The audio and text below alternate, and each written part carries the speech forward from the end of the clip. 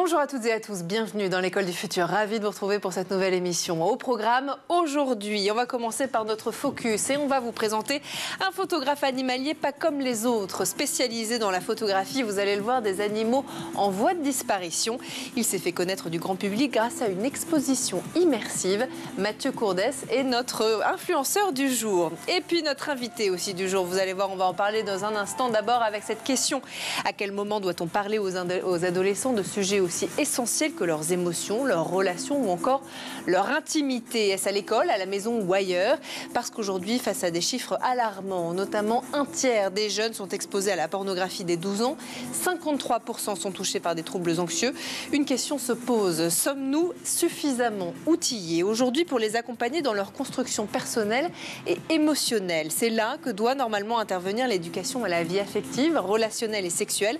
Un sujet bien sûr crucial, vous vous en doutez, mais encore trop méconnu. Et justement, on va en parler avec notre invitée parce qu'elle connaît très bien tout ça. Lorraine Onteng, bonjour.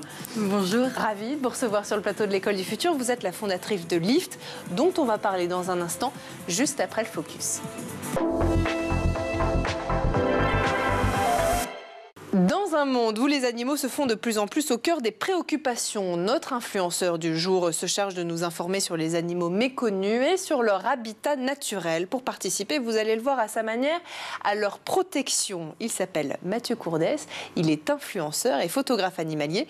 Et c'est Jean Martineau aujourd'hui qui nous dresse son portrait. Je m'appelle Mathieu Courdès et je suis photographe animalier. Mathieu Courdès, photographe animalier.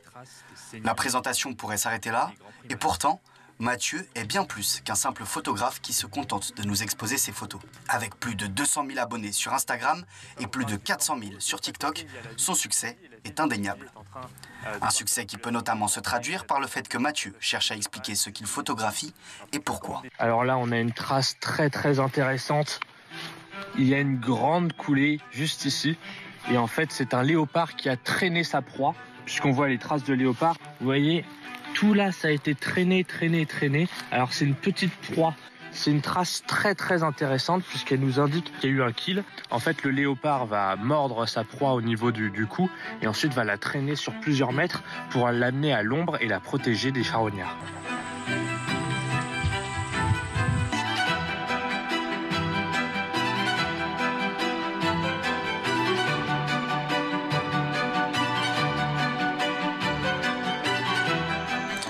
Chaque vidéo est une véritable immersion. Le jeune Français nous plonge au cours de ses vidéos dans des voyages à travers le monde. Chacun de ces clichés possède son histoire qu'il nous raconte à travers des vidéos courtes et rythmées. Il est juste là. C'est le plus gros et le plus fort des tigres. Ça fait maintenant une semaine qu'on est à sa recherche. Il ne nous reste plus qu'une seule chance. C'est parti pour aller le photographier. Derrière moi, toutes les petites traces rouges, ce sont des traces de griffures. On se rend compte de la puissance de l'animal, c'est très profond, donc on est bien dans son environnement, on va essayer de le trouver.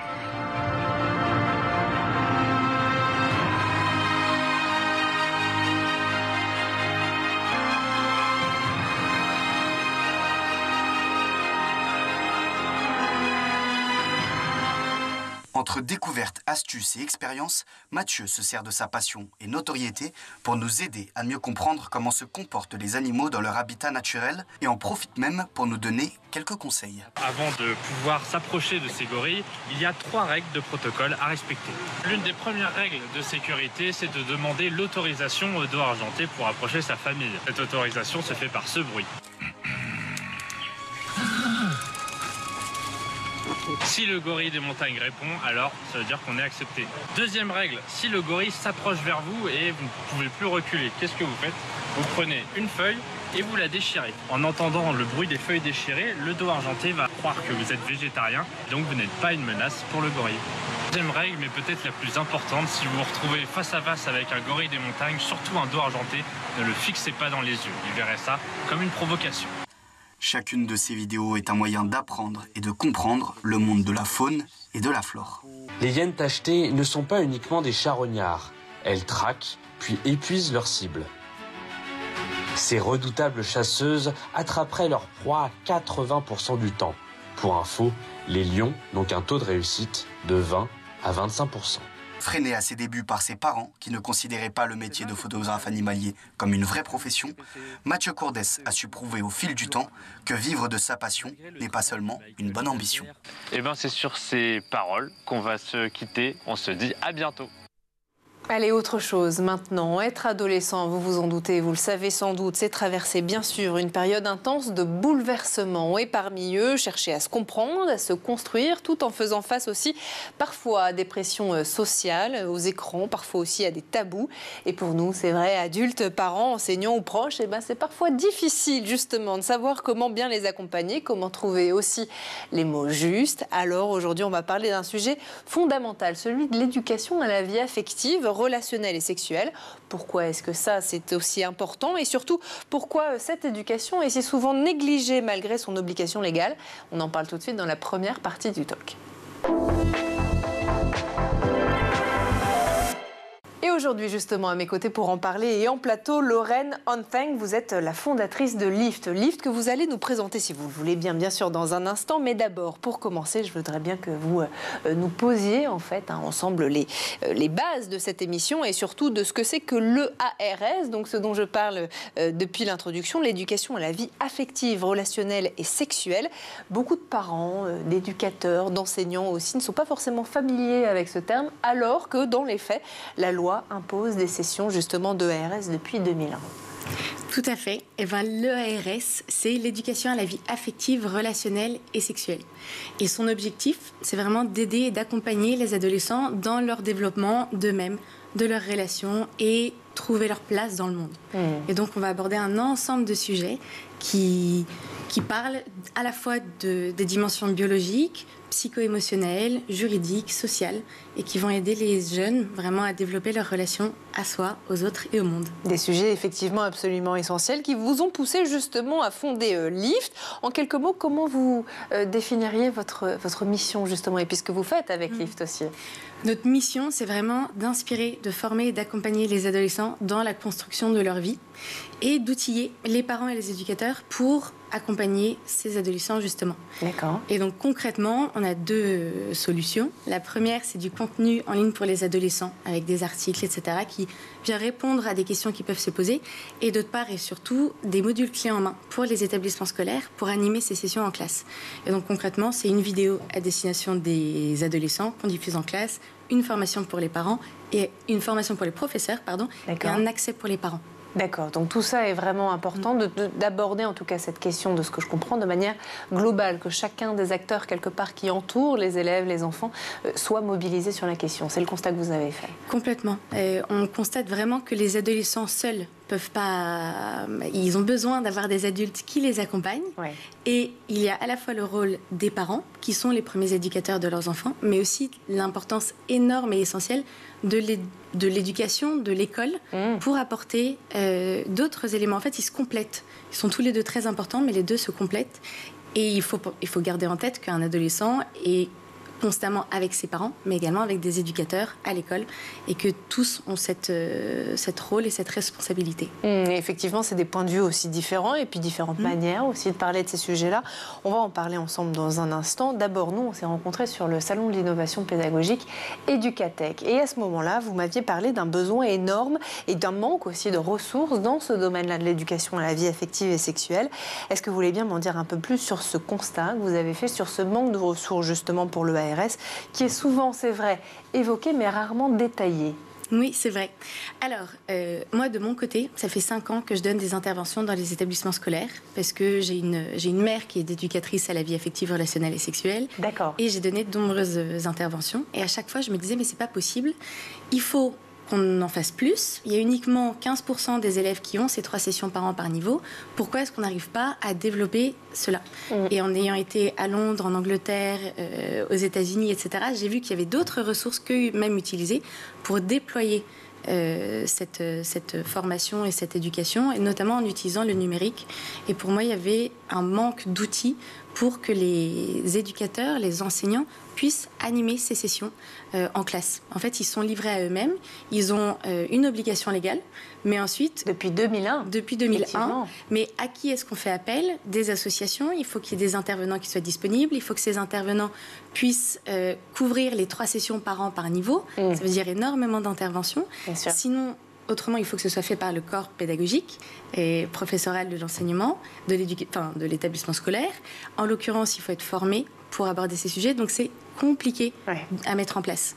Qu'est-ce que vous avez vu justement à l'international dont vous parliez tout à l'heure qui marchait bien et qui peut-être marche un peu moins ou sur lequel on est peut-être un peu en retard en France? La première chose, c'est que ces sessions, elles ont vraiment lieu. Ça veut dire qu'il y a vraiment, et d'ailleurs c'est plus que 3 par an par niveau. Déjà, c'est génial d'avoir ces sessions-là, mais par exemple en Angleterre, c'est vraiment 1 heure par semaine. Aux États-Unis, oui, ils ont ce qu'ils appellent le PSHE qui inclut le RSE qui est Relationship and Sex Education. Ça ressemble aussi à notre enseignement moral et civique, mais ça inclut vraiment cette dimension de l'EARS.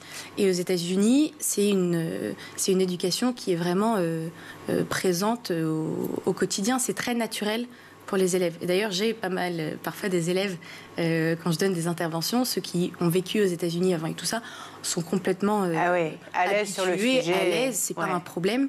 Et on voit la différence. Est-ce que c'est presque une différence? Enfin, là, en tout cas, effectivement, c'est même carrément une différence culturelle. La loi, vous l'avez dit, impose 3 sessions annuelles depuis 2001.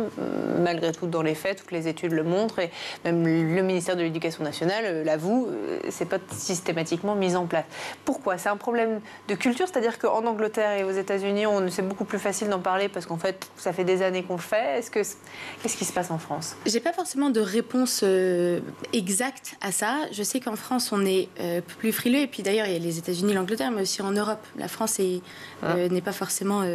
dans d'autres pays, ils ont vraiment appliqué ça et depuis de nombreuses années. D'accord. Est-ce que c'est des questions culturelles? Est-ce que c'est parce qu'en France, il y a plus de tabous qu'ailleurs? Il y a plein La question est vaste en même temps. La question est vaste. En tout cas, effectivement, c'est un sujet important. On en a parlé récemment dans une autre émission avec vos collègues de chez Intimed. Où on parlait notamment de ce procès qui a lieu en ce moment, qui va bientôt se terminer, de Gisèle Pellicot, de ces sujets de viol, d'agression sexuelle, de confiance aussi que les jeunes ont en eux et puis envers les autres sur ces sujets d'intimité et de relation aux autres. Il y a des annonces qui vont être faites, qui ont commencé quelque part à être faites, distillées en tout cas dans les médias de la part d'Anne Gentel, la ministre de l'Éducation nationale et de la jeunesse. Qu'est-ce que vous espérez en tant que fondatrice d'une start-up dans ce domaine-là, mais aussi en tant que femme, quelque part, que citoyenne de ce monde, de ces annonces du programme d'éducation à la vie affective et sexuelle qui devrait là être annoncé incessamment sous peu? Moi, j'espère que ce programme va être, en tout cas, valider un programme. Que ce soit le programme de mars 2024 ou le nouveau programme, j'aimerais qu'un programme ait lieu. Est-ce que ce n'est pas le cas là? Aujourd'hui, il n'y a pas de programme officiel. Aujourd'hui, il y a la loi, 3 sessions. Il y a des indications quand même. Si on regarde sur le site du gouvernement, il y a des indications de ce qui doit être abordé, etc. Mais il n'y a pas un programme détaillé. Et là, aujourd'hui, l'idée, c'est qu'il y ait un programme détaillé. Et moi, j'aimerais bien que qu'un programme ait lieu. Et ensuite, j'aimerais qu'on puisse mettre vraiment en place des moyens d'appliquer ce programme, que ce soit par la formation des enseignants, par la création de budget, débloquer du budget aussi pour ça, parce que ça c'est important, et que ces sessions soient vraiment encouragées et facilitées. C'est un sujet aussi essentiel parce que vous m'en partagez aussi. Les chiffres, 1/3 des adolescents ont été exposés à la pornographie, et ce, dès 12 ans. Quel impact ça a sur le développement affectif et relationnel des jeunes? Énorme, les impacts sont vraiment très importants. Ce qui est étonnant, c'est qu'il y a 5 ans, on ne pouvait pas parler de la pornographie de cette façon.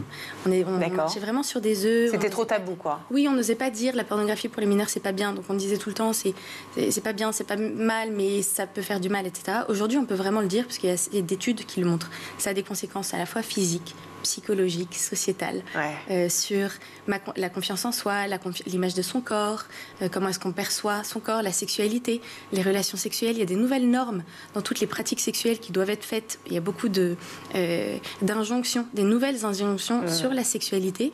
Et il y a tout ce qui tourne autour de l'égalité homme-femme, de la perception de la femme, de l'homme. du consentement qui n'est pas représenté dans la pornographie mainstream. Il y a énormément de choses qui viennent trop tôt, notamment dans le développement psycho-affectif de l'adolescent, dans la façon dont le cerveau de l'adolescent se forme. Il n'est pas prêt à pouvoir recevoir des images aussi crues, aussi violentes.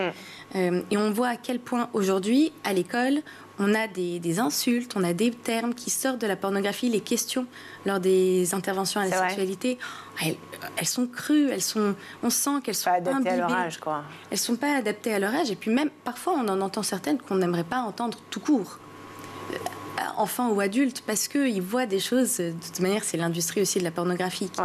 C'est le phénomène de l'addiction, il faut proposer des vidéos qui soient plus violentes, plus transgressives, pour faire en sorte que les gens restent. Les mineurs sont un vrai... plus on les accroche tôt, bien sûr, plus ce seront des consommateurs importants plus tard, qui paieront beaucoup aussi. Il ne faut pas oublier qu'il y a toute la dimension de l'industrie. Bien et donc, sûr. tous ces éléments font que c'est un vrai enjeu pour les mineurs. Et que c'est pas pour rien que la loi interdit le fait de montrer de la pornographie aux mineurs. Ce qui est fou, c'est qu'il ait fallu effectivement des études sur le sujet pour se dire qu'effectivement c'était dangereux pour les mineurs et qu'il y ait quelque part un consensus, parce qu'on s'est quand même dit... Il y a beaucoup de fausses croyances autour de ça, et encore il y a 2 ans, j'avais une conversation avec une femme qui m'expliquait que pour qu'une femme, une jeune fille puisse s'émanciper, il fallait qu'elle regarde de la pornographie au moins 1 fois par jour pour s'opposer aux hommes. Et je me suis dit, ça non plus, c'est pas la bonne solution. Non. Il y a encore un peu de boulot à faire. Et justement, vous y participez. On va continuer à parler de lift et de ce sujet. Dieu sait que c'est important. Dans un instant avec vous, Lorraine. D'abord, on fait un petit tour du côté de la planète tech. Images et vidéos, c'est le Zap et c'est l'œil de Jean Martineau.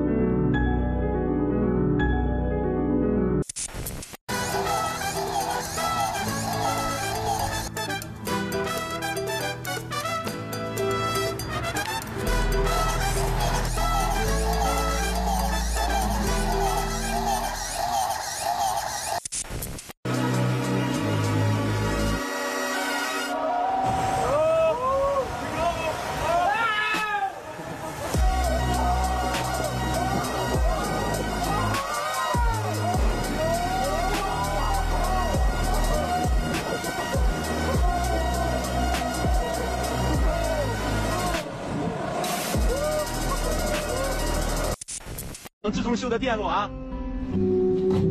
正好，我给你拿出空间试试。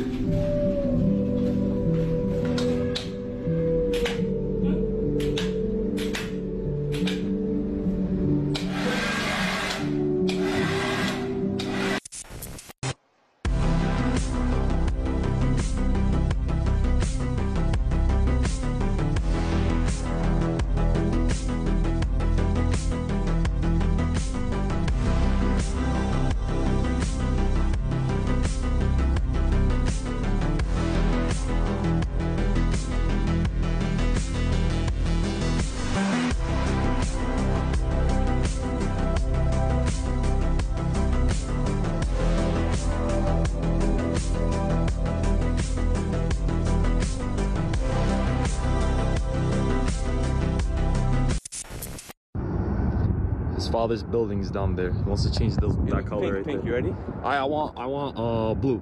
Do blue. What? This blue? Green. Different blue? You want green? I got you. Oh nah, son.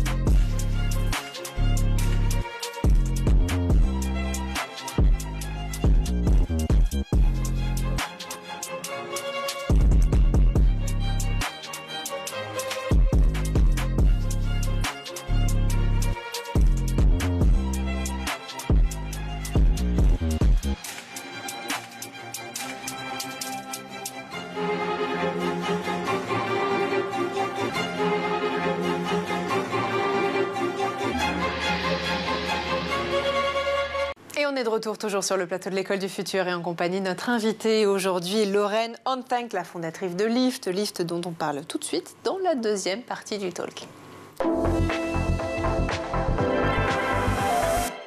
Justement, Lorraine, juste avant le zap de Jean Martineau, on parlait justement de la pornographie qui commence à partir de 12 ans, des chiffres qui ont forcément, enfin qui, choquent, surprennent, et puis qui a bien sûr tout ça un impact sur le développement affectif et relationnel de chacun de ces jeunes qui sont touchés par ce sujet. Ce sont des chiffres alarmants qui, on s'en doute, demandent forcément des réponses éducatives adaptées. C'est pas toujours facile, on en parlait tout à l'heure, d'en parler, que ce soit au sein de la famille ou au sein des écoles. Comment vous arrivez justement à aborder ces sujets qui sont quand même sacrément délicats, celui du consentement, de la pornographie, etc., avec des adolescents, sans les faire culpabiliser et sans, d'un autre côté, banaliser ces sujets-là? J'imagine que c'est un sacré travail d'équilibriste. On est constamment en ligne de crête. Ouais. Et on mesure à chaque fois le poids des mots, le poids de ce qu'on va transmettre, de ce qu'on va dire. Alors, il y a quand même une base, c'est vraiment, on est là pour informer, on n'est pas là pour imposer et on n'est pas là pour convaincre. Donc, on garde toujours cette dimension de neutralité et c'est vraiment les principes, d'ailleurs, nommés dans le programme de l'éducation nationale. C'est les principes de neutralité, de laïcité, où on va toujours adapter ce qu'on va dire au développement psycho-affectif de l'adolescent, au moment où on parle. On va vraiment essayer de trouver les bons mots et les mots justes, toujours en enlevant tout type de moralisation, de jugement. D'accord. Et en enlevant tout terme ou tout sujet qui pourrait choquer, heurter les jeunes. Parce que j'imagine que ça doit être le cas et que ça doit arriver régulièrement aussi dans vos interventions, des jeunes qui ne comprennent pas ou qui, justement, au contraire, ont été tellement exposés à des sujets comme la pornographie, etc., qu'il y a un vrai décalage, j'imagine, dans une salle de classe entre ceux qui y sont exposés et puis ceux qui n'en parlent pas forcément ni à l'école ni dans leur famille. Tout à fait. Et donc c'est pour ça, nous, on dit tout le temps, on va parler d'intimité, mais on ne va pas parler de votre intimité. Et qu'on n'est pas là pour exposer leur intimité, on n'est pas là pour parler de la nôtre non plus. Les éducateurs, vraiment, c'est cette posture de l'animateur, de l'éducateur qui est très importante. Et même pour la posture de parents, les parents ne parlent pas de leur sexualité à leur enfant. Mais en revanche, on va parler de ce sujet-là pour pouvoir informer et ensuite protéger, responsabiliser, rassurer et faire réfléchir. Et que les jeunes puissent vraiment avoir toutes les informations et les outils nécessaires pour ensuite poser leur propre choix libres et éclairés et devenir des adultes responsables et profondément épanouis. Faire leur propre chemin, effectivement, sur ce sujet. Vous affirmez aussi que les troubles anxieux touchent plus de la moitié des adolescents de 11 à 15 ans. Ça, comment on l'explique? J'imagine que ça n'a pas forcément un lien unique, en tout cas au direct, avec ces sujets d'éducation affective et sexuelle, mais il n'empêche qu'il y a forcément des conséquences. Oui. En fait, il va y avoir, au niveau de l'éducation à la vie affective, relationnelle et sexuelle, on peut citer effectivement la pornographie, l'accès aux écrans qui ouvrent une voie au cyberharcèlement, à tout ce qui arrive. On a tout le revenge porn, les nudes, etc. Toutes les qui peuvent être associées à des dérives qui vont créer beaucoup d'angoisse, beaucoup d'anxiété. On va avoir les réseaux sociaux qui vont affecter les relations interpersonnelles. Quand on est adolescent, de façon générale, l'adolescence, c'est quand même une période de transition et de transformation. Il se passe beaucoup de choses. On a les hormones qui fonctionnent, on développe nos amitiés, l'effet de groupe est très important, l'appartenance au groupe est très important, le désir d'entrer en conformité avec le groupe et en même temps de créer sa propre voix unique. Enfin, c'est compliqué. Et donc, forcément, l'adolescence n'est pas une période facile. Donc ça n'a jamais changé au fil des années. C'est juste qu'aujourd'hui, on a à la fois les nouvelles technologies avec les écrans, les réseaux sociaux, l'accès à du contenu pornographique qui arrive, et puis tout ce qu'on observe du coup qui en découle, et donc l'augmentation des violences sexuelles de mineurs entre mineurs. Tout à fait. Ça, on n'en parle pas forcément assez. Non, on en parle un peu dans les... Enfin, en tout cas, les médias s'en font l'écho, mais à chaque fois, ce sont effectivement des histoires dramatiques qui finissent souvent, malheureusement, terriblement en meurtre, dont on a parlé ces derniers mois, ces dernières semaines. Mais toutes ces histoires-là, effectivement, ne sont pas assez médiatisées. Et quand elles le sont, c'est parce qu'à chaque fois, les gens sont choqués en disant « Mais ce petit, il avait 8, 10, 12, 15 ans. Quelque chose qui est complètement nouveau par rapport à il y a quelques... » Mais pour vous, c'est un sujet intéressant, Lorraine, effectivement, et merci de le soulever. Pour vous, ces sujets-là et le fait que ces violences entre jeunes, elles soient de plus en plus jeunes, c'est... oui, c'est ça. C'est lié à l'accès du numérique. À l'accès au numérique et à la pornographie. En fait, quand on y pense, il y a 20 ans, il n'y avait pas ni les téléphones, ni les vidéos pornographiques accessibles sur téléphone 24 heures sur 24, 7 jours sur 7, en quantité illimitée, avec un processus qui fait que on clique sur une vidéo, en fait, on envoie 10, 15, 20 et donc les jeunes qui ont accès à ces vidéos, qui les voient, qui tombent dessus par inadvertance, c'est les premières images de la vie affective et relationnelle et sexuelle qu'ils vont avoir. Et donc, ça crée beaucoup de fausses croyances aussi. On va penser que quand une fille dit non, en fait, elle dit oui, que pour faire plaisir à une fille, il faut exercer telle ou telle pratique sexuelle, etc. Tout à fait. Et donc, c'est là qu'on a énormément de fausses informations qui vont influencer, en tout cas pour la dimension sur la sexualité. Alors justement, qu'est-ce que vous conseillez aux parents peut-être qui nous regardent, qui nous écoutent, sur leur réaction, peut-être comment ils doivent réagir justement, ou expliquer certains concepts à leurs enfants, qu'est-ce qu'ils doivent dire quand leur enfant leur pose des questions sur la sexualité, sur la pornographie. Et souvent le sujet, c'est aussi dans les familles que tout ça, c'est un peu tabou, quoi. Oui. La première chose pour moi, c'est oser en parler. C'est vraiment, il y a un livre qui s'appelle Oser en parler, et qui explique vraiment et qui indique vraiment l'important, c'est d'y aller, de ne pas avoir peur. Peut-être qu'il y a un premier travail sur soi de, ok, quelles sont mes représentations, comment je me sens par rapport à ce sujet, etc. Mais l'important, c'est de répondre déjà aux questions des adolescents, parce que quand on ne répond pas, ça veut dire que c'est un sujet tabou, que c'est un sujet dont on ne parle pas, et que le jour où il y a un vrai sujet, un problème, et que l'enfant a envie ou besoin d'en parler, il ne va pas se tourner vers les parents, parce que ça aura été un sujet dont on ne parle pas. Et donc, qui met un tabou dessus. Donc, l'idée, c'est de nommer. En plus, nommer, ça fait exister. Donc, par exemple, les organes génitaux, par exemple, de la fille, on en parle moins. Il y a moins de noms qui donnent ça, alors que pour les hommes, alors là, on a un florilège. On a tout ce qu'il faut. Comment est-ce qu'on va expliquer qu'en fait, on a touché là où il fallait pas sur un organe qu'on n'a pas nommé, par exemple. Et donc, on fait nommer, on fait exister, on répond, et puis ça peut se faire au fil de la vie. Ça veut dire qu'on va on va aller au supermarché, on va passer par le rayon des serviettes hygiéniques et on va expliquer à son garçon, on va lui demander, est-ce que tu sais pourquoi est-ce que j'achète ça ? On va lui demander, tu as eu un cours sur la reproduction en SVT aujourd'hui, de quoi tu as parlé, qu'est-ce que ça a fait, etc.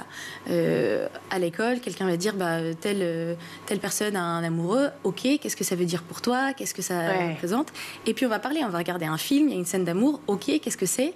Et on ouvre le dialogue et ça enlève le tabou. Mais ce qui est très important, c'est de travailler sa posture, absence de jugement, absence de morale, et d'informer et d'amener le jeune à réfléchir pour développer au fur et à mesure aussi son esprit critique. Mais en tant que parent, on peut quand même partager ses valeurs, ses croyances, ses convictions. L'un n'empêche pas l'autre. Tout à fait. Oui, c'est important à rappeler, effectivement. Et on s'en fait parfois tout un monde, justement, de cette éducation à la vie affective et sexuelle. Et en fait, vous nous l'expliquez très bien à l'instant. C'est par des choses peut-être toutes simples, et en tout cas de la vie quotidienne, que cette éducation peut se faire, en tout cas dans les familles. Merci, en tout cas, à vous d'être venu parmi nous aujourd'hui sur le plateau. Lorraine Ontang, je vous rappelle, Lift, donc cette plateforme, le site internet lift-aide.fr. Magnifique. Merci beaucoup. En tout cas, c'est un sujet important. J'étais ravie d'en parler avec vous aujourd'hui. Merci aussi à vous de nous avoir suivis. Et puis nous, on se donne rendez-vous dès demain, toujours à 12h30 et toujours sur School TV. D'ici là, prenez bien soin de vous.